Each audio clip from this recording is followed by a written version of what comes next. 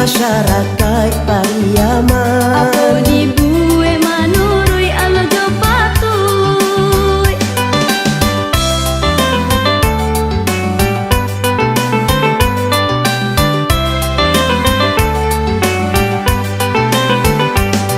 Apa tando-tando kota Pariaman? Di pantai nampak pulau Bali di Ampe.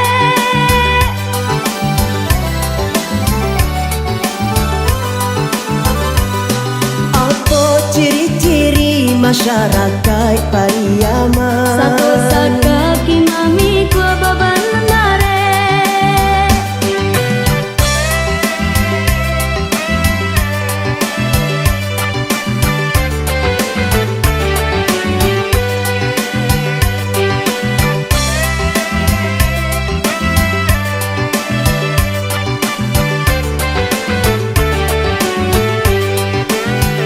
Nak muda-muda kini di kota Pariaman, urangnya elok ramah ka urang nanti bo.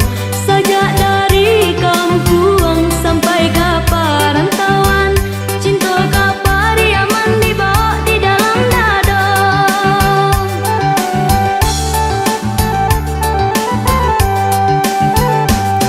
Apa tando-tando kota Pariaman? Jalan rancak mulus sampai ke kampung-kampung.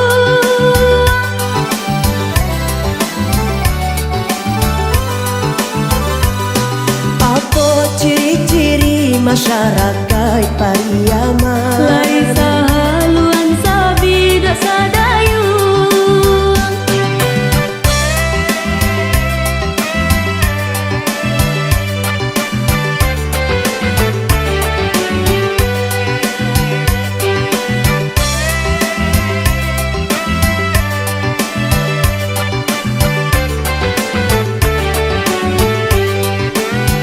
Nak muda-muda kini di kota Pariaman, urangnya elok ramah ka urang nanti bo.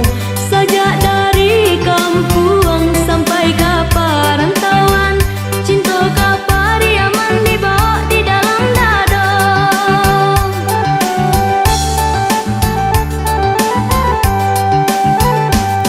Apa tando-tando kota Pariaman? Jalan rancak mulus sampai ke kampung-kampung.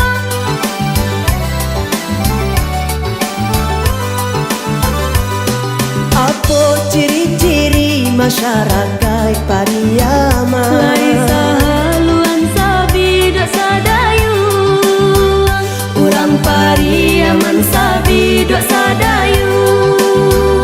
Ci unyang ci ajo sabi dak sadayung. Moto Pariaman sabi dak sadayung. Sabi dak sadayang oi sabi dak sadayung.